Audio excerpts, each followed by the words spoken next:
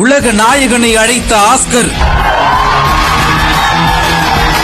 உலகின் உயரிய விருது வழங்கும் ஆஸ்கர் குழு அழைப்பு. 2025 ஆஸ்கர் விருது வழங்கும் நிகழ்ச்சியில் நம்மவர் விருமாண்டி நாயகனின் அடுத்த உச்சம் 534 பேரில் இந்தியாவில் இருந்து எத்தனை பேர் தெரியுமா?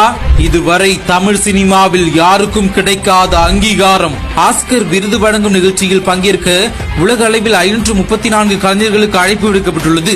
இதில் இந்திய நட்சத்திரங்களை தவிர பல சர்வதேச கலைஞர்கள் மற்றும் தொழில்நுட்ப வல்லுநர்களும் இதில் அடங்குவர். 98வது அகாடமி விருதுகள் வழங்கும் விழா அடுத்த ஆண்டு மார்ச் 15ஆம் தேதி 6 அன்று நடைபெறுகிறது. இந்த விழா லாஸ் ஏஞ்சல்ஸில் உள்ள டால்பி தியேட்டரில் நடைபெறும். விருது பரிந்துரைகளுக்கான வாக்களிப்பு ஜனவரி 12 முதல் ஜனவரி 16 வரை நடைபெறும். பரிந்துரைகள் ஜனவரி 22ஆம் தேதி அதிகாரப்பூர்வமாக அறிவிக்கப்படும்.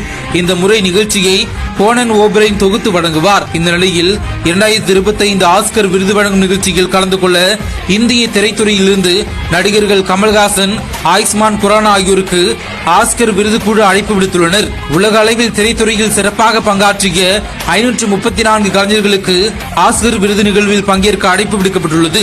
ஆஸ்கர் அகாடமியில் உறுப்பினராக அழைக்கப்படுவது திரைத்துறையில் ஒரு மிகப்பெரிய கௌரவமாக கருதப்படுகிறது.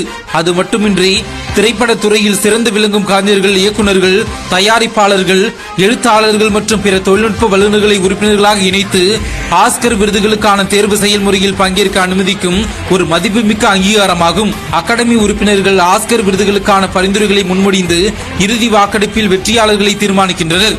இந்த ஆண்டு ஆஸ்கர் விருது பெற்ற Academy of Motion Picture Arts and Science அமைப்பின் உறுப்பினர் பதவிக்கு அழைக்கப்பட்ட 534 பேரில் கமல்ஹாசன், ஆயுஷ்மான் குரானா மற்றும் ஹரியானா கிராண்டி ஆகியோர் அடங்குவர்.